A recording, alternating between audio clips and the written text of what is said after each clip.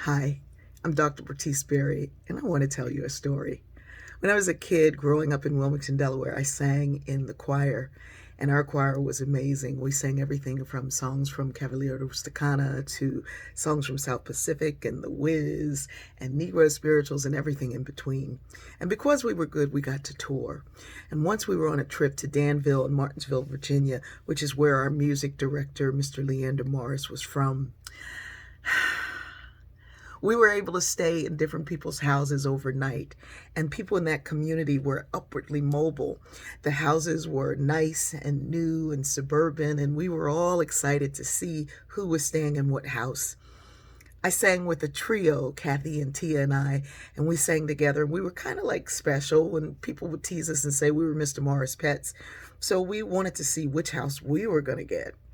And as the bus came around the corner, it went down and was moving away from that suburban area into the inner city that looked like places where we were from.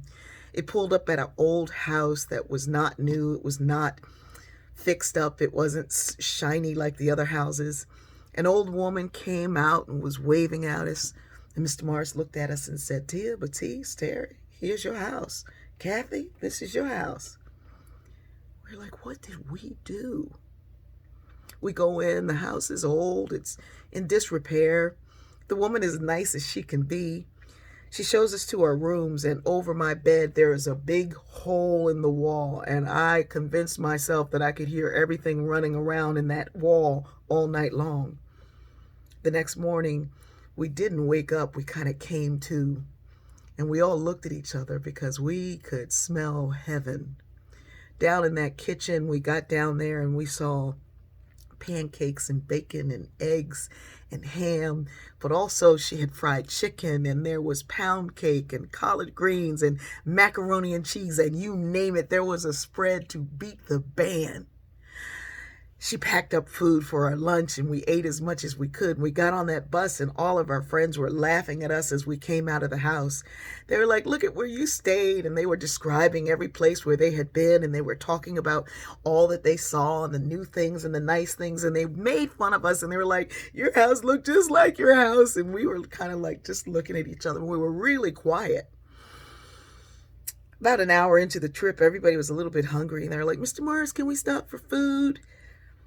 And Tia and Kathy and I opened our bags and started pulling out our food and eating. And they were like, "Where'd you get that?" Mr. Morris looked at us and nodded and winked. And we did not share. And we had food for the entire trip. And we laughed and talked and ate and sang. And what Mr. Morris knew that we didn't understand, we wanted something that was beautiful, pretty, and nice. And he knew what we needed was to be fed. Sometimes we're walking around looking for the nice, the pretty, the glamorous. And really, you need your soul fed. You need your heart fed. You need the love that that woman put in that pound cake. For the rest of that trip, no one made fun of us. In fact, they tried to befriend us because everybody wanted some of the love that we had in those brown paper bags.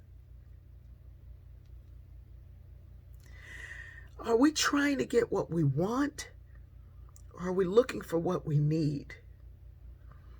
These are the lessons that this pandemic is reminding me of teaching me and telling me. I hope you today look for what you need, and in that, you find what you love. I love you.